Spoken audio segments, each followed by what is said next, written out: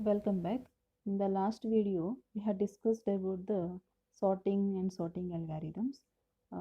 Sorting is nothing but rearranging the number of elements either in ascending order or in descending order. So generally, we are rearranging the elements in ascending order only. So there we are having the number of sorting algorithms.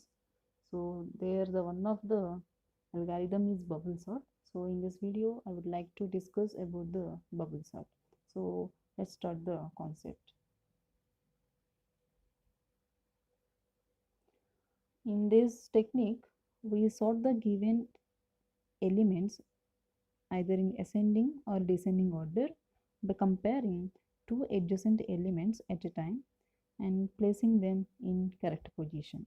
So while we are doing this process, so we need to take the lowest index element and we need to compare is that lowest index element is greater than the highest index element. If it is, we need to swap those two elements, and this process will repeat until all the elements are arranged in ascending order. If we have n elements, then it requires maximum of n minus 1 passes to sort the elements. So let's consider an example, then we can easily understand. So what is bubble sort actually? Consider an array which is having 5 elements and we need to sort those elements in ascending order. So actually this is an unsorted array. We need to sort in ascending order using bubble sort technique. So here the number of passes required is 5 minus 1, that equal to 4. So as we know that, so to find the number of passes we are having n minus 1 is the equation. So n minus 1 is where n equal to where n is nothing but number of elements which is present in the array. So 5 minus 1 equal to 4. So in 4 passes we will rearrange the elements in ascending order. So we will see with first pass. Here we need to scan the array from left to right for a particular element. While we are scanning, we need to compare the particular element with the adjacent element. Okay, so here we need to compare a of 0 with a of 1. We can able to see the compared elements in circles. So here a of 0 is 3, a of 1 is 8. So we need to compare the a of 0 element with adjacent element a of 1. Now see the relation whether the 3 is greater than 8. No. So if the condition is not true, then there is no need to do the swapping of those two elements. If the condition is true, then only we will do the interchanging of the elements. Now in the step 2, we will compare a of 1 with a of 2. So a of 1 is 8, a of 2 is 6. So check the condition whether 8 is greater than 6 or not. Is 8 greater than 6? Yes. So what we need to do? We need to swap the two elements with each other. After that, the given array is, after that the array is 3, 6, 8, 2, 1. In the step number 3, we need to compare a of 2 with a of 3. We need to check the condition whether 8 is greater than 2 or not.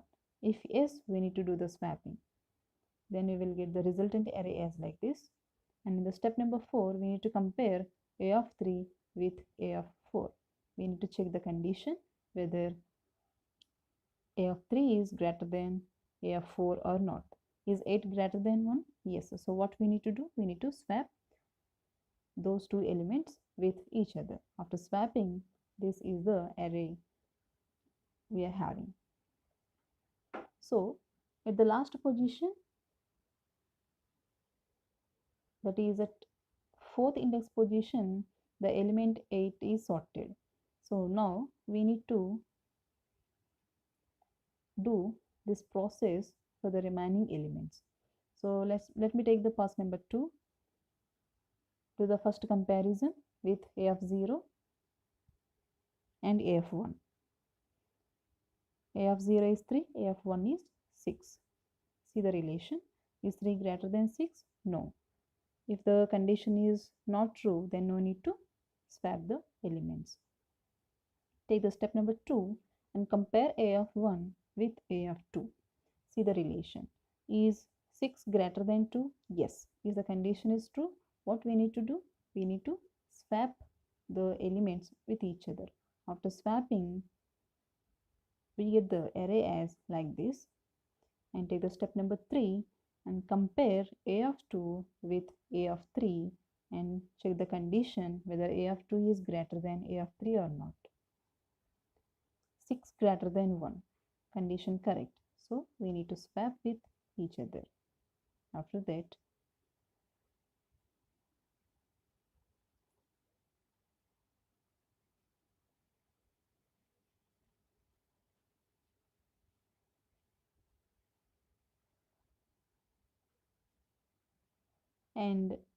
that, we get 6 and 8 are in sorted position. So now we need to compare the remaining unsorted elements. For that, we need to go for the third pass and compare a of 0 with a of 1. So as I already said, 6 and 8 are already in sorted. So at next process, there is no need to compare the element with these two sorted elements. And now compare a of 0 with a of 1. 3 greater than 2. Yes, so do the swapping. And this is the array. And in the step number 2, compare a of 1 with a of 2. Check a of 1 greater than a of 2 or not. That is 3 greater than 1 or not.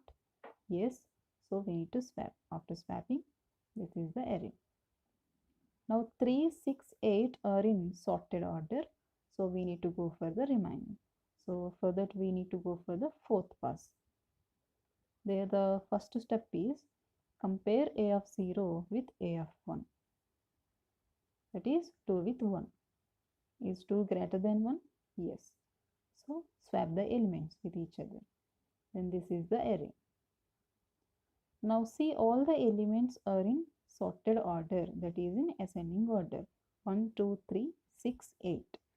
So here we will stop the comparing of the elements with each other.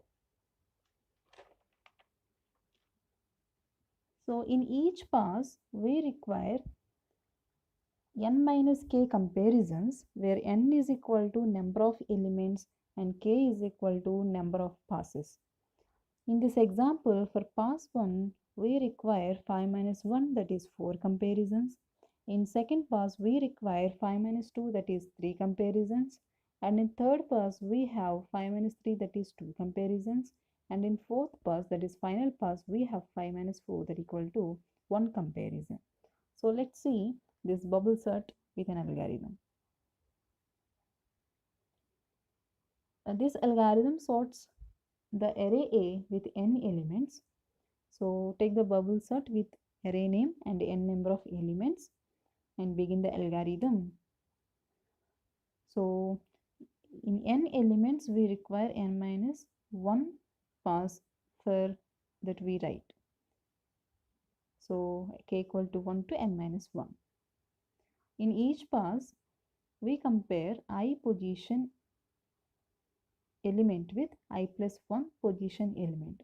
So for that, for I equal to 0 to n minus k minus 1. And we know in each pass we require n minus 1 comparisons, since it starts from 0 up to n minus k minus 1. If ith element is greater than I plus 1 element, then we need to swap these two elements, and for this we use a temporary variable and set temp equal to a of I, set a of I equal to a of I plus 1, set a of I plus 1 equal to temp, as we know that this is the logic for swapping of two numbers by using the third variable, that is temp. After that, end if condition, end inner for loop, end outer for loop, and end the algorithm. Now we calculate the complexity for this algorithm. So to calculate the time complexity, the time for sorting algorithm measure in terms of number of comparisons. So for n elements in array, in first pass it requires n minus 1 comparisons, and in second pass it requires n minus 2 comparisons, and so on. In ith pass it requires n minus 1 comparisons, and in the last pass it requires only one comparison that we have already seen in the example. So total number of comparisons are n minus 1 plus n minus 2 plus n minus 3 plus and so on plus 3 plus 2 plus 1, that equal to n of n minus 1 by 2. At last we got the complexity as order of n square. So now we will see what are the advantages of this bubble sort. It is very easy to understand and to code and to implementation, and it performs well when the algorithm is almost sorted and the performance is order of n in a sorted array. So let's move on to the disadvantages of this bubble sort. It is very expansive, and in both worst case and average case, it contains the performance of order of n square as the complexity. So these are the advantages and disadvantages of bubble sort. So hope you all get the idea on bubble sort and how we need to do the comparisons using bubble sort algorithm. Thank you.